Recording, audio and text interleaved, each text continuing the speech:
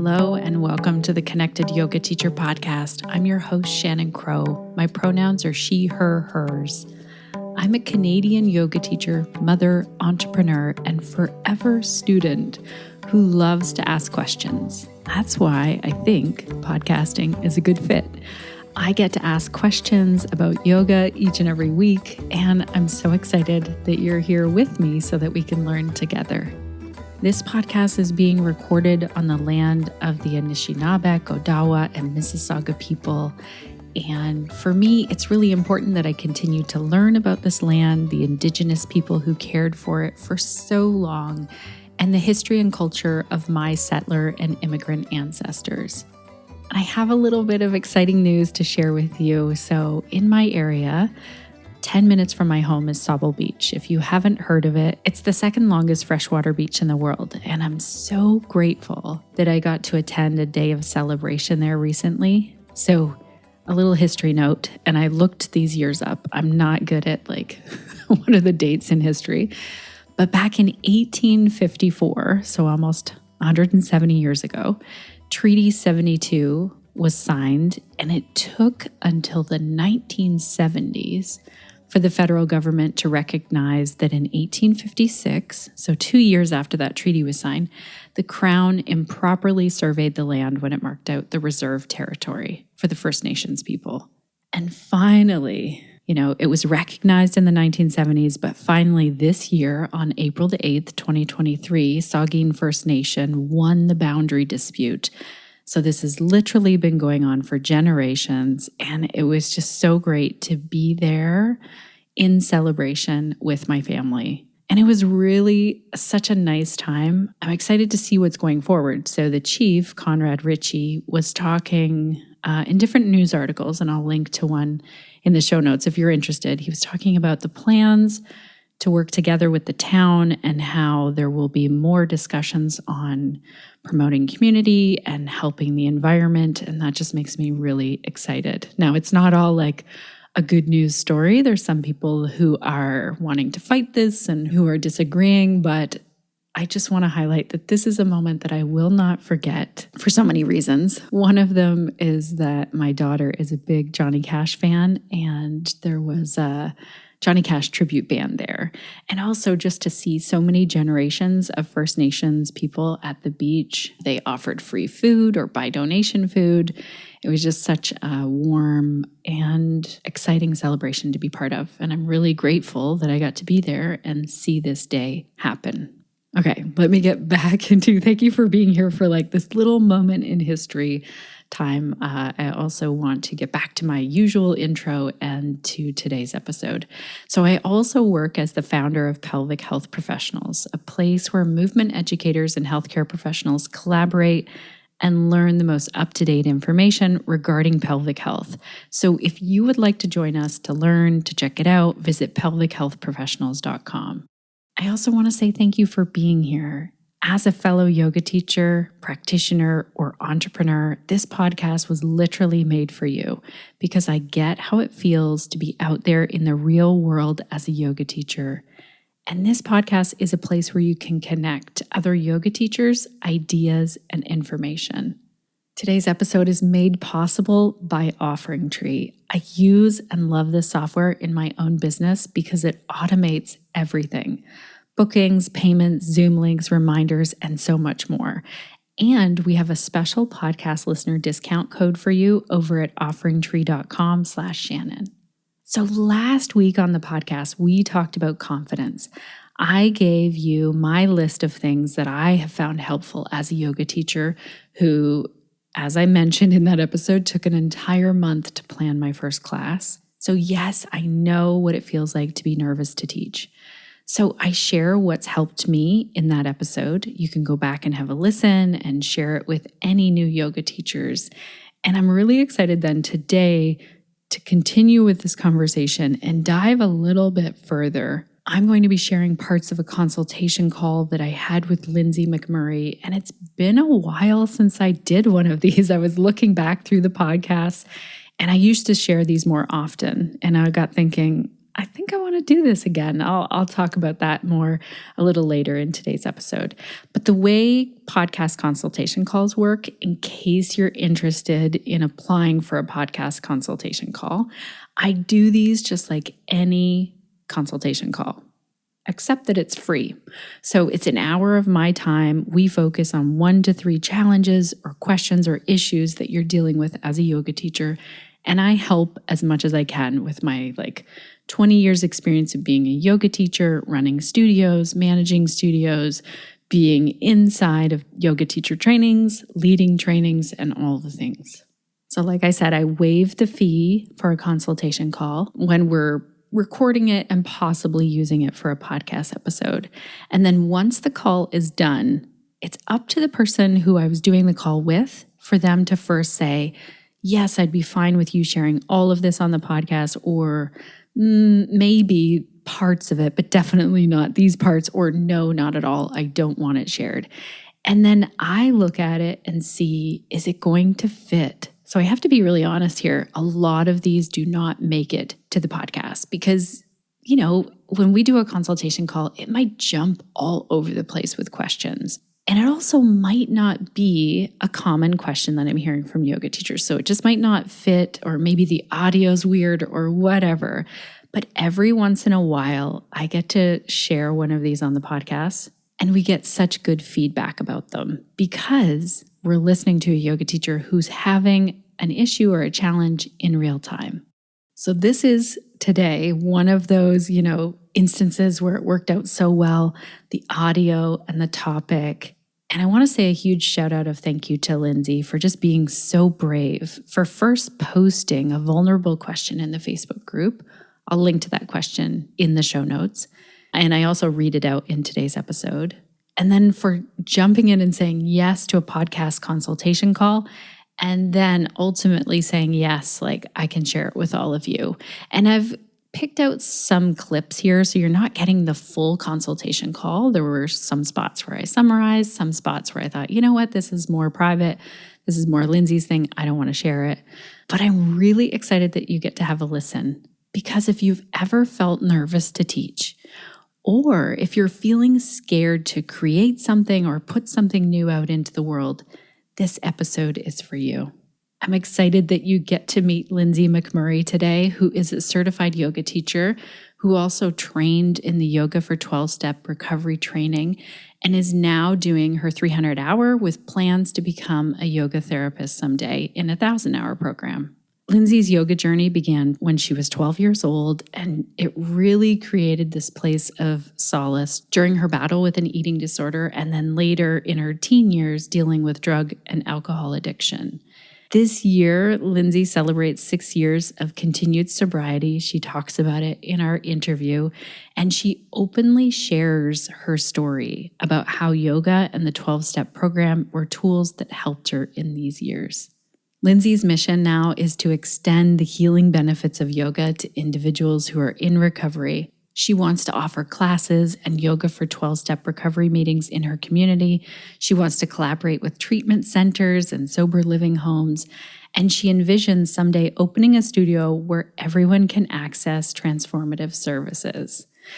I am really excited because you'll get to hear in this interview, listen in from the start and just see what the energy of Lindsay is when we first start the call, and then see what it is when she starts talking about her vision for the future.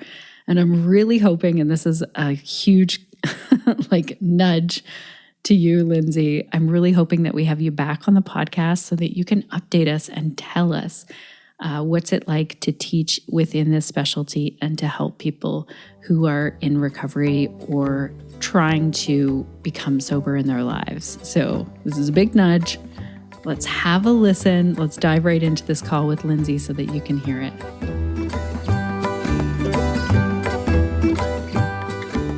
So I just want to make the most out of our time today, and we'll just forget about the recording. Okay. Is your question the same? Is it still around confidence and teaching yoga? Yeah, I have a few more questions about that, but the basis of it is definitely confidence in my fear and public speaking anxiety in teaching.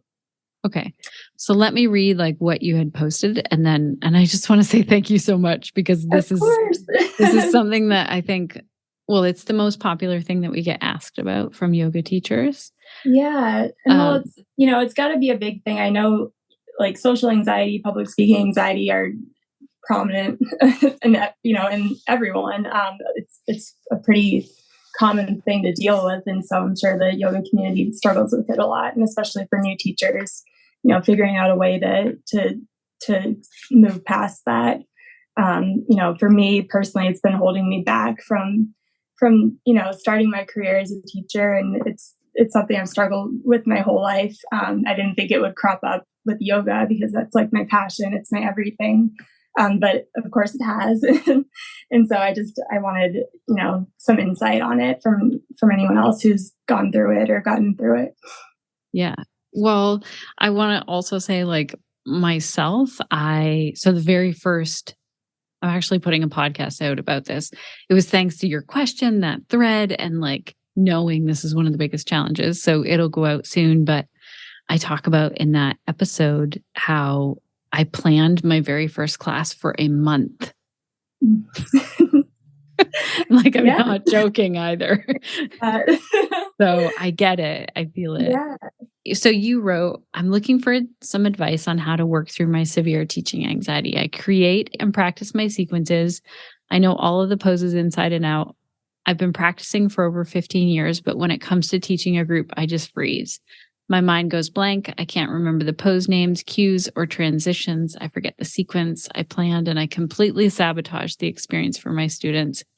Has anyone else experienced teaching anxiety? Any tips or tricks would be greatly appreciated. So, are you in the same place with it? Because I know there were a lot of helpful comments. Was there anything in there where you're like, oh, that I'm going to use and that has helped, or has anything changed? Obviously, I have tried the tips that were given to me through the comments. They are all very helpful. The biggest thing for me is, and like I gave you some of my background in my biography on there, but like, I'm in recovery. I'm 6 years sober this year. But for so many years of battling like addiction, I kind of like shattered my self-esteem, and my nervous system came like hardwired to believe that, I'm not good enough, and I'm not capable enough, worthy enough of bringing something meaningful to people. And although like intellectually, I know that, I'm capable and I'm knowledgeable and I have the experience that I can bring to others, my body still reacts with the same way it used to, with the anxiety and fear and just freezing. I get like illiterate. I forget what your right foot is called. Pose names, like everything. It freezes. And so like, what I've been working on personally is, trying to retrain my nervous system through breath work and finding ways to feel safe in the room when I'm teaching. But it's still a work in progress, and the anxiety and fear still hit. And I'm still like even afraid to teach in front of my fellow trainees in my 300 hour right now. Yeah. So when did you start your 300 hour? So I graduated my 200 hour in January. I received my Yoga for 12-step recovery certification with Nikki Myers in January as well. And then I jumped the next week, I jumped straight into my 300 hours. So I've been in training, for over 2 years now. And it's the anxiety and fear still creep in. Yeah. So you in your training programs, they have you doing practice teach, like where you're teaching your peers in the program? Yes. Yep. I mean, that's like, I know the anxiety that comes up right in that moment where they're like, okay, and now you're going to teach this thing. Yes, the popcorn. I like forget every pose I've ever done in my life. That definitely hits. But even when we just partner and do one-on-one, I want to provide it like my best, effort and experience to, the person I'm working with. And it gets watered down and blocked by my anxiety. Yeah. And so does it feel like the more you do it, the easier it gets, or is it harder still? So the more that I do it, the easier it gets, definitely. It's, as soon as I'm either forced or like called upon to do it and bring, uh, present, a sequence or even just a meditation or something, like I'm able to do it and get through it. Whereas before I'd be like, I'm sorry, I can't. So I've made progress, and, the more I do it, the more comfortable I get. Um, and, any like supporting, advice I'll take in, anything that may help. I've written out my sequences, and that's helpful. And having, definitely if I'm doing a yoga nidra, having a script in front of me is very helpful. Practicing, before teaching is helpful. Um, the biggest thing is just having notes and something to fall back on when my mind goes blank. Yeah. What about, so you said that you know that this is beyond just like, okay, I'm a bit nervous to teach in front of this group, which I think we all have. But then you said, uh, experiences from before and your anxiety from before. And am I getting this right that you said being sober in that journey and like your entire self-worth is tied up in this as well? Yes, correct. And especially with something I'm so passionate about, yoga and teaching it has always been my dream. And, you know, being able to get sober and to help people in my community who are struggling or just to share this and reach this. I'm so close to my goal, but I can't get over the threshold because of this anxiety. It still creeps in. Yeah. Connected yoga teachers, at this point in the call with Lindsay, we talked a bit about therapy and what support she has in place right now. I'm not sharing this part, even though she gave me permission to share the entire interview, but I will tell you that I'm learning more about my own wording and how I support people when mental health is very much a part of each and every one of us as complex humans. And I want to share this with you because you can actually access this. If you want to learn more along with me, we had a great call inside of Pelvic Health Professionals with Matt Erb talking about the importance of not ignoring the mental health piece of things when we're working with someone we talked about within the pelvic health world, but also anyone, and how, yes, we very much have to know where our scope of practice line is. But also, if we're ignoring it completely, we're not serving the entire whole human that's standing in front of us. So it's a very nuanced topic. I love this call with Matt. At the end of this call, he talks about how we can learn more from him, and he's made his trainings very accessible. Like if you need to access these for free, you can, or you can give a donation, or you can pay full price to help other people. It's an amazing, amazing offering that he has put out into the world. If you want to check this out, head on over to pelvichealthprofessionals.com and you can see where there's a join button right there. Okay, let's get back into this conversation with Lindsay. I just really wanted to give this special note because I was thinking about this week and learning about it.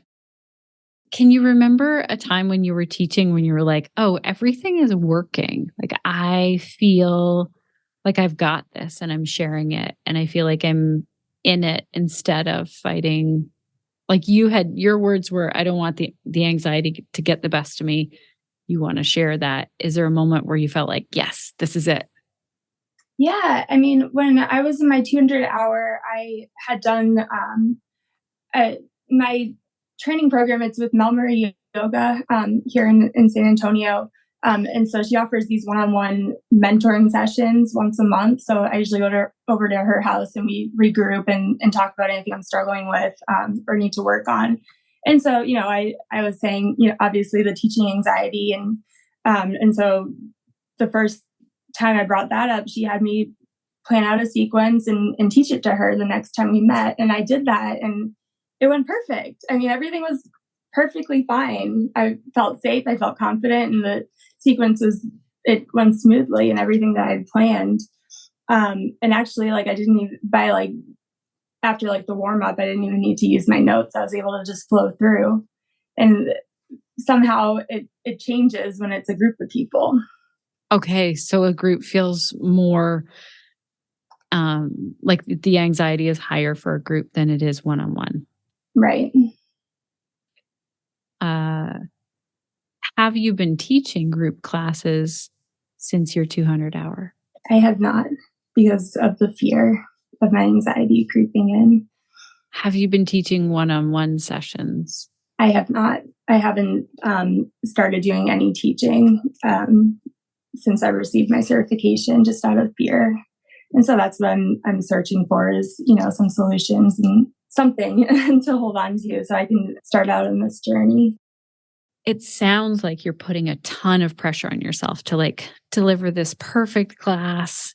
And really, like, I'd say to you, what would be the perfect, ideal benefit of someone walking out of your class? Or what is one benefit where you were like, wow, yoga really gave me this gift?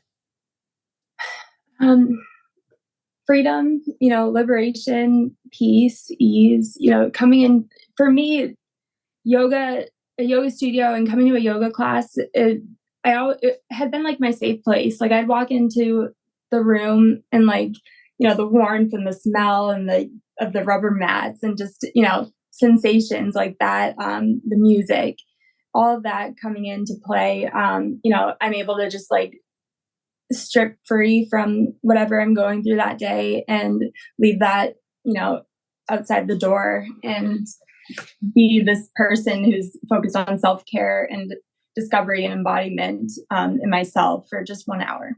I can go back to all the other stuff, afterwards, but like having that feeling of freedom from my thoughts and freedom, just self-care and embodiment and feeling like I've come back home to myself for that 1 hour is really what got me into yoga, is just, getting out of my head back into my body. And of course, like the sweating and the stretches and everything feels amazing. And, Shavasana, hands-on assist, and the little massages you get at the end of class and stuff like that. Like, that's amazing as well. But like, it's really just that feeling that I get when I leave a yoga class of like, I've been reborn, kind of, and being able to go out into the world and not having, and just having kind of a new outlook on life. And it's so powerful. And it seems like just, 1 hour of a yoga class couldn't provide something like that, but that's something it's always provided for me. And I just want to provide that for other people. That would be my envision of a perfect class.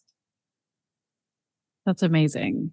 And like some of the seeds that I picked up from this, which is like, or one that really jumped out at me because I just can relate, that when I went to yoga, then I felt like I connected so much more with myself in that time. Like, oh, this is who I am, or like, this is how my body works, or okay, my brain is really. And so it sounds like, what if you if you took that big, like, okay, this is what a yoga class has to be like, all this pressure of like, because you did mention like the music and the smells and all those things are cool. But like this big ball of pressure. And instead, the one thing that you're doing is providing a space where people can come in and find that freedom because they have that like time for self-connection and self-care. Right. I mean, it's all about, self-study and discovering your body. And I feel like a lot of us these days we're so in our heads, and we go on autopilot all day long and day to day, and routines and errands and, meetings and just all that stuff keeps us in our head. And it's like, when I get to a yoga class and I get back in my body, I'm like, oh my God, I didn't realize I had that, tightness here. And wow, my hips are uneven. And, oh my goodness, that feels so good to stretch that way. And just sensations in my body and rediscovering myself and coming in that connection again between your mind and your body and just self-care. That 1 hour of focus for that is like, it's mind blowing, because you don't realize how much we don't tune into these sensations in our bodies and the way that, we feel physically. And yoga provides that. Connected Yoga Teachers, at this point, Lindsay and I chatted about her own practice and how this really is the fuel for her as a yoga teacher. And I just wanted to summarize here. I asked her to continue with her practice and to let go of trying to make it be something that is like really long every single day because she has a 2-year-old and because that's a time amount that feels unrealistic.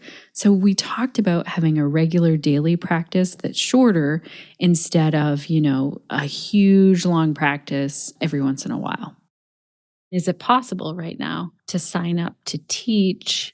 Is that possible, or does that feel out of reach until you finish your 300-hour? No, I mean, it's possible. I've received offers already, from treatment centers. There are people who have reached out for one-on-one sessions. My family, everyone's like, please teach me, please come over and teach me, some yoga and, stuff like that. And it's like, it's everywhere. I mean, it's shouting out from the sky of like, teach, you need to be teaching. Like, I know this is my purpose and I'm trying, it's pushing me, like the universe is pushing me to do this and the opportunities are abundant. Okay. Yeah. What feels the most comfortable? Because some people, it feels really comfortable to teach to family or friends, and other people are like, no, I need a stranger who doesn't know me. Honestly, I'd rather it be a stranger. Right. Family and friends, I feel like they, I don't know, maybe it's in my head that there's this expectation of, perfection or, amazing technique or, just being perfect at it. And I'm this great thing. And I don't want to fail and let them down. And that would be more of an anxiety provoking experience, I would think. So then how would it feel? Would it feel more comfortable then to teach one-on-one to a stranger or to a group of strangers? Probably one-on-one, unless it's a very small group of people, that maybe don't know anything about yoga, they're just maybe a group of, and I have had an offer to go teach at a treatment center for women who are in recovery. And so it's a small group of women who, I don't know what their background is with yoga, but, bringing it to them as a resource with no expectations, I think it would be great and helpful for me and for them. That's amazing. I think also the more open you can be at the beginning of that class, you had said that you had shared with the teacher where you taught one-on-one, like, oh, one of my biggest things is anxiety. And she's like, okay, we'll put a class together and teach me. Like that moment of just like, I know personally, if I go to talk, say at a wedding or whatever, I could say like, okay, I'm probably going to cry and like my voice is going to shake and I'll be a bit nervous, but I still want to say this. It's still really important for me to like put this out there. And so I wonder if wherever you decide to teach, if it's that recovery center, because that sounds really close to your heart, or if it's a one-on-one session, if you say like, I'm a new teacher, yoga has helped me a lot with anxiety and I still feel anxiety like going to teach, like there's nothing to be ashamed of with regards to like feeling that anxiety or like feeling nervous to teach. Right. And, and that's why I wanted to meet with you and to, post the comment in the Facebook group, because it's like, I wanted to get it out there. Connected Yoga Teachers, I wanted to pop in here for a moment and summarize that Lindsay and I chatted here about ideas on how to teach where she can center students, let's say in Shavasana or Child's Pose or sitting in meditation. And I cover this more in last week's podcast episode, so you can go back and have a listen to that if you'd like more detail and more depth on that. But then I wanted to make sure that you had a listen here where there's a really great insight by Lindsay. She said here, you know what, like now that I think about it, my anxiety it really peaks when I'm around my fellow trainees. Yes. In my 300-hour, because I'm certified with my 200-hour, but I've never taught before. And it's a group of people, some haven't taught before, but like there are some pretty amazing teachers in there, like amazing. And, it's that comparison, and feeling like they're going to judge me and the fear of being critiqued and not good enough or not on their level. That's really spiked my teaching anxiety as well, going around when we're going around the room. And I feel like if I mess up, like they're all going to judge me. And so being around other teachers is another anxiety provoking, part. So I'm glad that you brought that up because maybe it'll be different around students. Yes, it will be different around students. And it's interesting because honestly, when you talk about like your goal, like the benefit that you got from going to yoga was not because the yoga teacher had like a head full of yoga information. Mhm. That's not your job at all, is to like, oh, look at me. I know so much about yoga. If you went to a class and the teacher just talked nonstop about yoga and all the details of anatomy and blah, blah, blah, I have been to classes where it's just like, be quiet, like stop talking. Right. I mean, honestly, like my best yoga class experiences are when I don't even notice the teacher. Like I forget Yes. the teacher's there. I'm so in my body. And, yes, I hear their cueing and I hear, and I'm practicing their sequence, but I don't even notice they're there. I don't even notice if they say the right, the wrong right or left or the wrong, word for something because I'm in the flow and I know, what I'm doing. They're kind of like the means for just kind of like a vessel, I guess, for the yoga to come to me. Yeah. Yeah.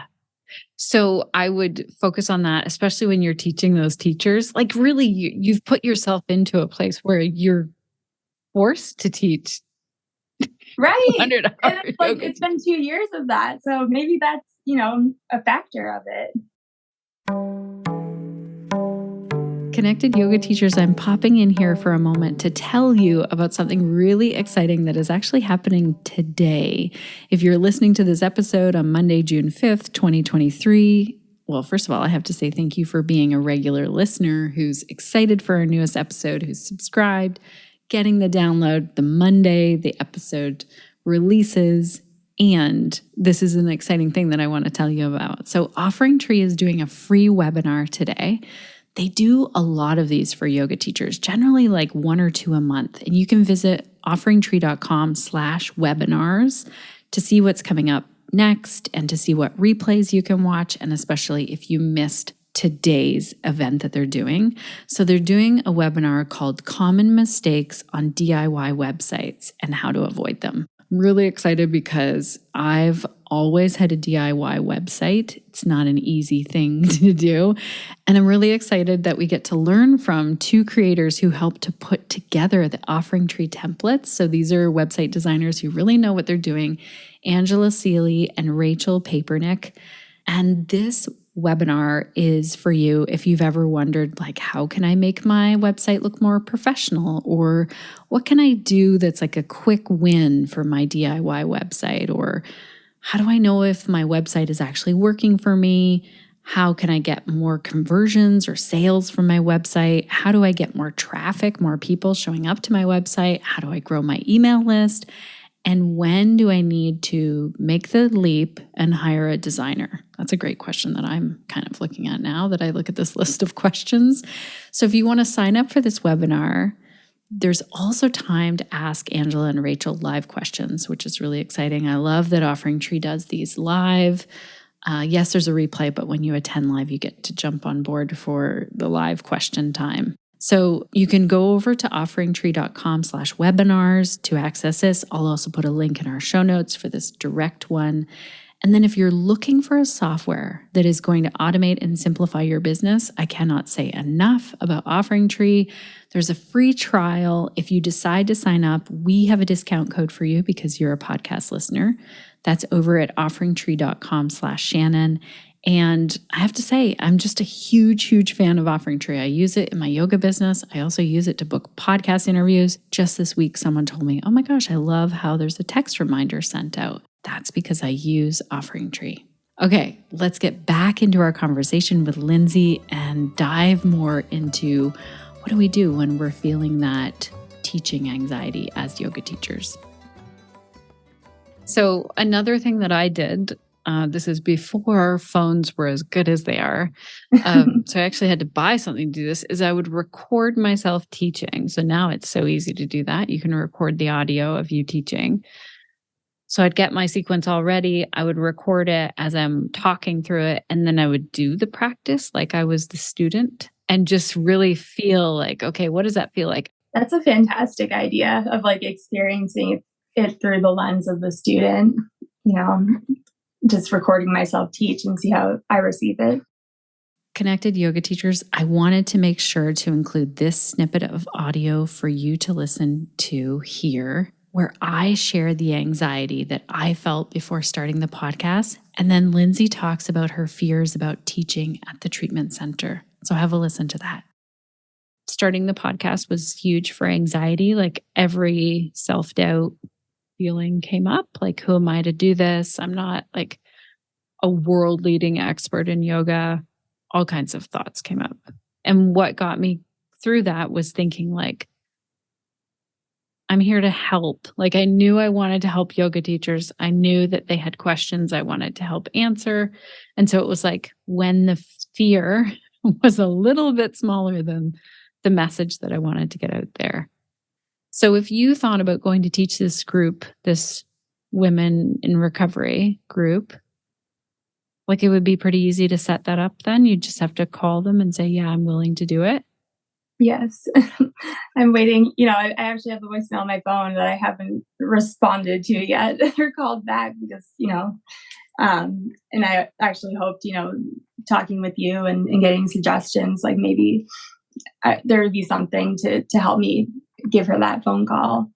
And I feel like this is kind of a push Right. because it's so easy. It's right there, like. Yeah, that's amazing because lots of yoga teachers also have the fear of not wanting to teach along with like, oh gosh, now I have to go look for opportunities. And it sounds like you don't have that. So Right. if you were to call them back and set that up, how would that feel? Would it feel like, oh my gosh, this isn't possible? Or yeah, I can do this?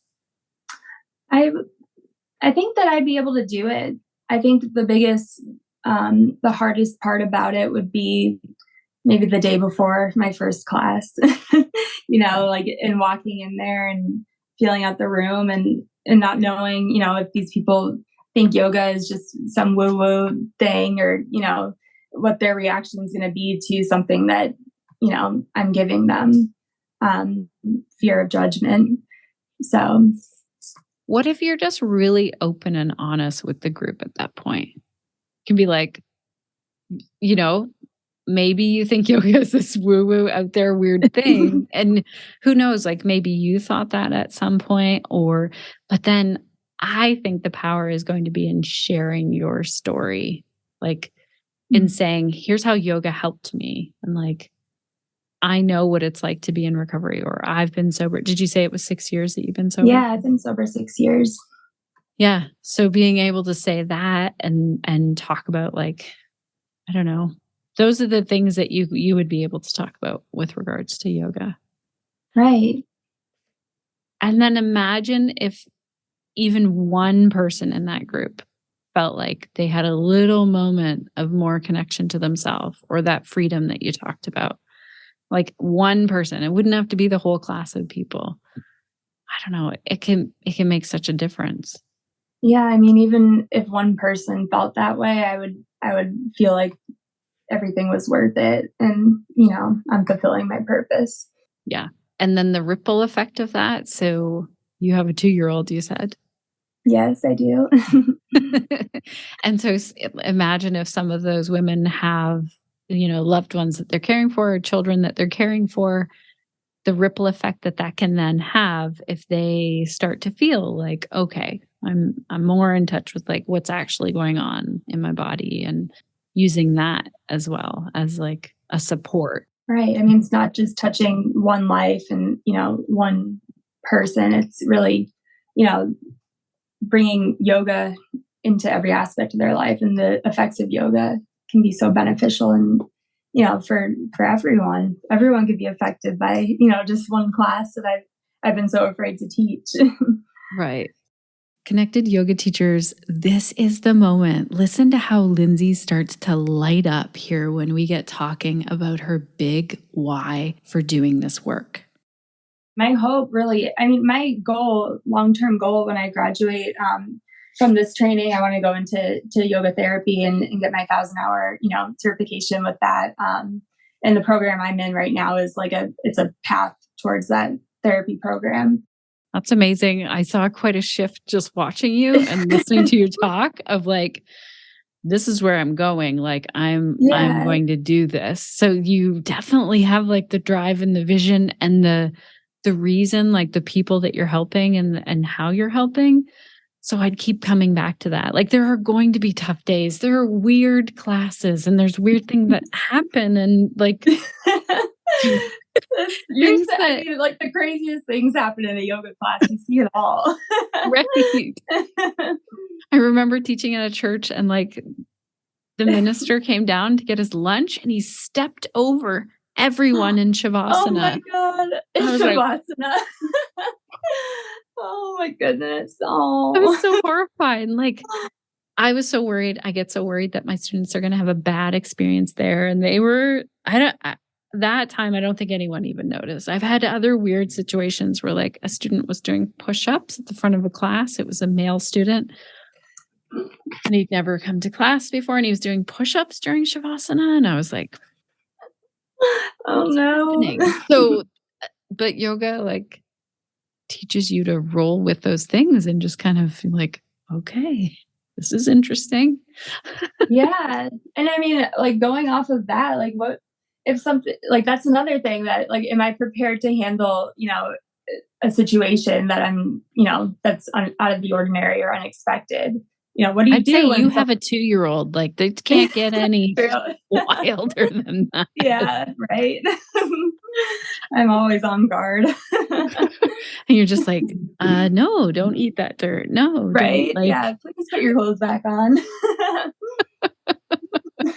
No, I think you've got it there in terms, and you've been practicing for a long time as well. Like that's the other thing. Since I was 12 years old, my mom was practicing a DVD in the living room every morning, a yoga DVD. I think it was a Denise Austin, yoga Pilates thing.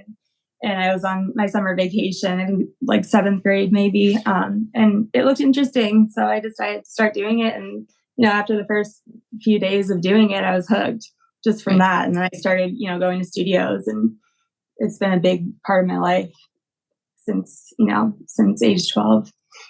That's amazing. Yeah. Okay. So when could you call the treatment center? I mean, I could call them today. Okay. Yeah. Today. That's and then my homework. That's your homework. And then Okay. would you set up like a weekly class to teach there? Or do you want to try one and see how it feels? Connected Yoga Teachers, I wanted to share an update since I talked with Lindsay. She did her homework and she has a meeting with the treatment center this week. So congratulations on taking this huge step, Lindsay. That's one thing that we can all kind of use as a key takeaway here, to keep doing just one tiny thing when things feel scary or things feel overwhelming or, it's really a push. Do those tiny, tiny baby steps. It will eventually get you there or somewhere. It'll provide some momentum. Okay, have a listen here, Connected Yoga Teachers, especially if you spend a lot of time planning out your classes. With my sequences, I plan, and I'll wake up at 6 in the morning and be working on a sequence until like 2 in the morning the next night. Like, I'm not even kidding. I will get so and then little details will drive me insane and putting every little cue and a playlist that matches. And, I get obsessive over it being perfect.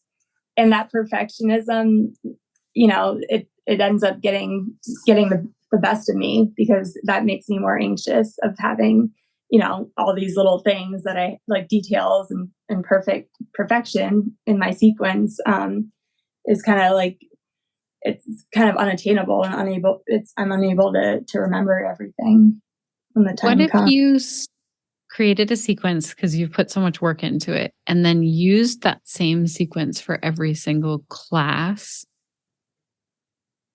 Yeah. I mean, am I allowed to do that? Yes. And that's another thing, with perfectionism, I'm sure, trying to come up with something innovative every class and something new, but if it works and it's something I've put my heart into, like why not use it for every class? Okay. So I think it's a huge myth that like you have to reinvent the wheel every time you teach a yoga class. So I did an 11-week series once and I just decided, you know what? I really like this flow. and I'll just change 2 poses each week. And I think students get comfortable with like, oh yeah, I know where this is going. I know how this goes. I know how to do this. So that comfort level, I think, is allows people to feel like they're in a safer place, especially if they're new to yoga. So if you're teaching at the treatment center and they're brand new to yoga, like going the next time and being like, oh yeah, I remember doing this. It's fine. And I also want to highlight, like, this is not where I think all yoga should go, but like some of the most famous yoga schools or lineages use like a set of these are the poses and this is what we do. Like Bikram and hot yoga is a great example of that. You could go to any class and like it's a cookie cutter class. So there's an element to it that works. Right. The familiarity of a sequence that, and that's also what happened when I've had, great experiences teaching, is when I know the sequence inside and out, I'm familiar with it.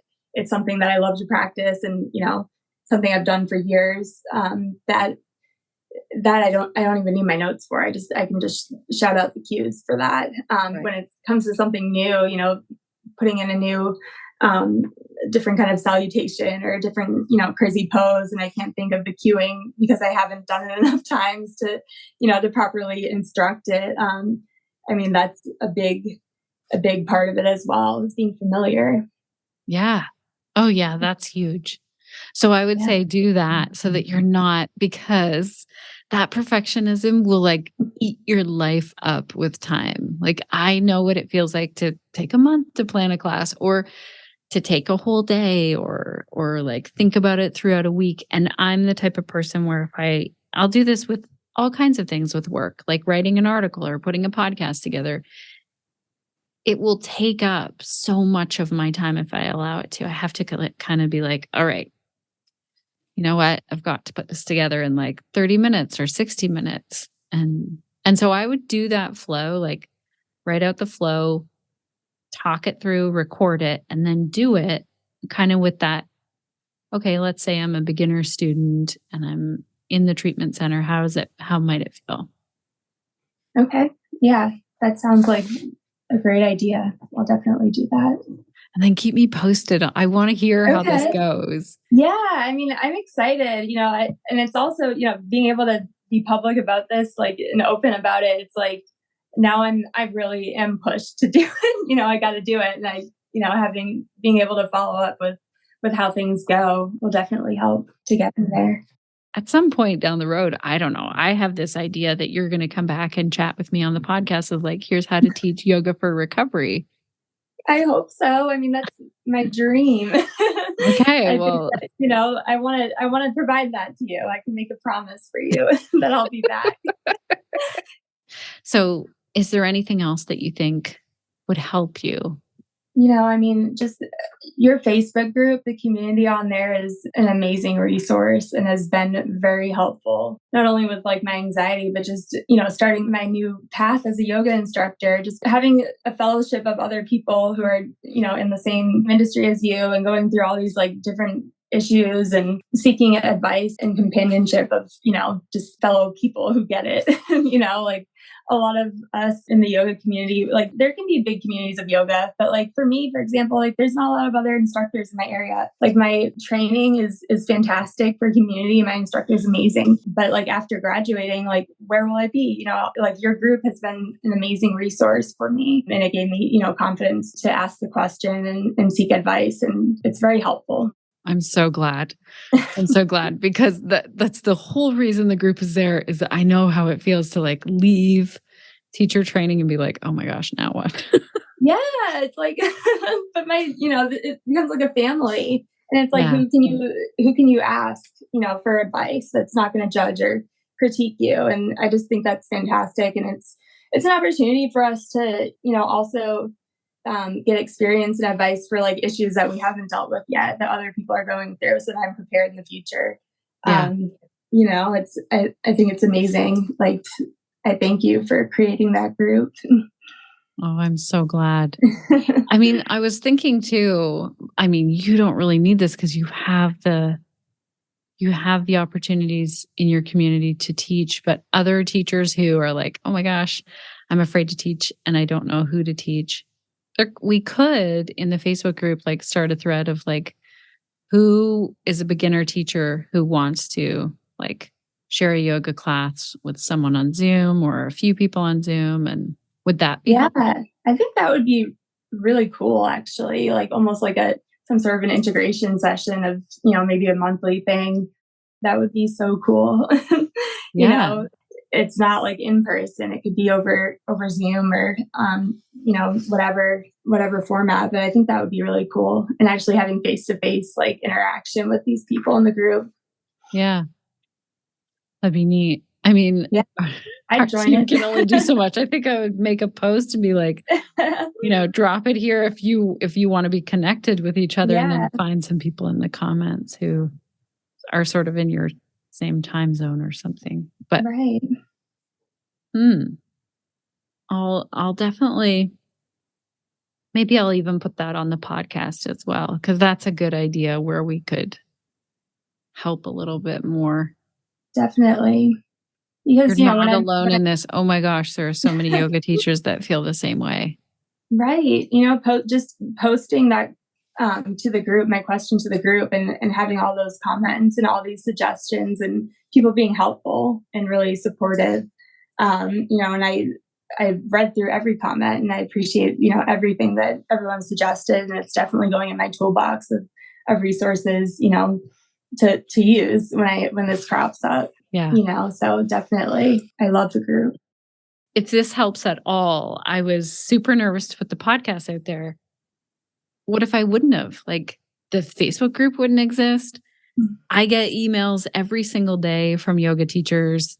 Maybe not every single day, but today I got one and someone was like, oh my gosh, this episode helped me so much. Like, I was dealing with this thing and this came right at the exact time. And those are the moments where I'm like, yes, like this will hold me through on the tough days of when I'm like, oh my gosh, I have 50 emails to like read through or I don't want to fix my website. Like, and that will hold you through those tough moments of teaching yoga. If you just keep thinking like, I am here to show up and serve and to like offer yoga that's going to help people, that will be the thing that holds you, I think. Yeah, I agree with you. I mean, we need you, like we need what your services that you've provided for us. And like, so, I feel like any of us are capable of bringing something important,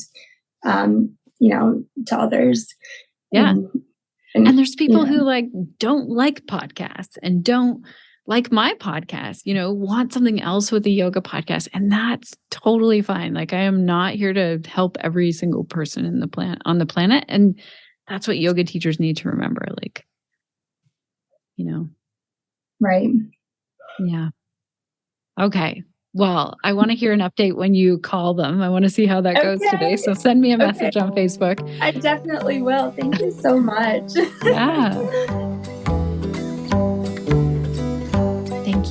Thank you so much, Lindsay, for allowing me to share parts of our conversation here on the podcast.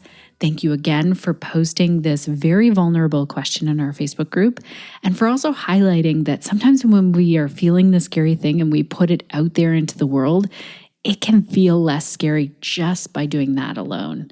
I think this is so true. This is an important conversation that we need to continue to have as yoga teachers. Is, what are actual yoga teachers dealing with? And a lot of the time we're not talking about things like this, like our confidence. We kind of hear that like, fake it till you make it. That's what I heard in my yoga teacher training. And it didn't really help me to get through my anxiety as a yoga teacher. It might help some people. If it does help you, or if you have other tips and tricks and ideas or questions about today's episode, head on over to theconnectedyogateacher.com/327, or just go to our website and search anxiety, and this episode will come up. There's also a place where you can leave a review for our podcast on our show notes page, or you can go to Apple Podcasts to leave us a review. I love reading your reviews. Actually, I need to get doing those, reading them out on the podcast, saying a shout out of thank you. So I will do that again soon. If you are wanting to meet up in real time and hang out and learn together, tomorrow, June the 6th, 2023, we are going to be talking about the connection of the glottis and the cervical area, so around the throat area, and how that connects to the pelvic floor and the pelvic area. Susan Clinton is going to be talking with us about this. I'm so excited because I've been hearing about this since I gave birth to Colton. So Colton is 20 years old now. So 20 years ago, I was starting to learn about if you make like a low vocal tone sound in labor and delivery, it can help to release the muscles and open things up for birthing. And I'm really excited that I'm continuing to learn about this through the years. And now we get to have a full 1-hour call where our members can ask questions. If you want to join that call or get the replay of that call and get everything else in our library, join pelvichealthprofessionals.com. You can see the join button right there. Ooh, also, because you're listening all the way to the end of today's episode, if you've ever listened to me talk about pelvic health professionals and you've been curious, but you're not sure, I wanted to give a special coupon code for all of you. It's kind of like one of those Easter egg hunt sort of things right now, because we did an episode, and I thought of this today because we're at the beginning of June, which is Pride Month, and I did an episode back in episode 284 called Beyond Pronouns and Pride Month. I thought about what are we doing something for Pride Month? But here on the podcast, we like to do things all year round to talk about, way beyond just celebrating Pride Month and being an ally just in this month. So I'm going to put a link in the show notes to episode 284, where I talked about Beyond Pronouns and Pride Month. And what it links to, if you scroll down to the show notes of this, is you'll see where there's a coupon code. It's Listener's Gift 284. And you can sign up for a free month of pelvic health professionals with this code. So I talk about it in this episode. I hope you go back and have a listen to that episode if you haven't, honestly. And then I link to all of these resources that we put together inside of Pelvic Health Professionals, but also podcast episodes where we're talking about how to be more inclusive with our yoga teaching, with our language, with our website, all the things more inclusive for the LGBTQIA+ community. So I will link to that. I know this is kind of thrown in there in this episode, but I just wanted to say that's another great way that you can join us over at Pelvic Health Professionals and really dig in and decide to make a commitment to learn a little bit more this month. Ooh, also, we are all finished with the Balance Flow Yoga 7-week series that we did with Shelley Prosco, hosted by Pelvic Health Professionals. And I have to tell you that almost 80 people registered for the series, and we had such amazing feedback. So you can still sign up for the replays of this series, and we're looking at what to do next. So if you have ideas I want to do a 6-week or 8-week yoga for prenatal yoga series, let me know, with the focus on pelvic health and prenatal yoga. Or we're talking with Sarah Garden about doing yoga for endometriosis. What series would you like to be part of as the student and also as a yoga teacher who's learning how to take it into your community? Thank you so much to our amazing team over here for making today's podcast possible. Suzanne, Crunch, and Sinead. I just adore and love you all so, so much. There's some big exciting news, Connected Yoga Teachers, where I'm actually going to be meeting someone from our team who I have not met in person. So stay tuned. Stay tuned for that. I can't wait until you see who's coming to visit me, who has been working. Maybe you have an idea. Maybe you have a guess, who's been working on our team for quite a while. Yeah, it's exciting. It's exciting news. I'm going to leave it at that, and I'll tell you more in future episodes. Thank you so much for being here, dear listener, all the way to the end of today's episode. You make this podcast possible. I am excited if in some way this episode supports you. I'm excited if you share it with other yoga teachers. And I just want to say, thank you so much for doing the work that you're doing out in this world. And I want to ask you, what will you be doing this week to stay connected to yourself, your yoga practice, and to your community so that you can continue to share the yoga that lights you up.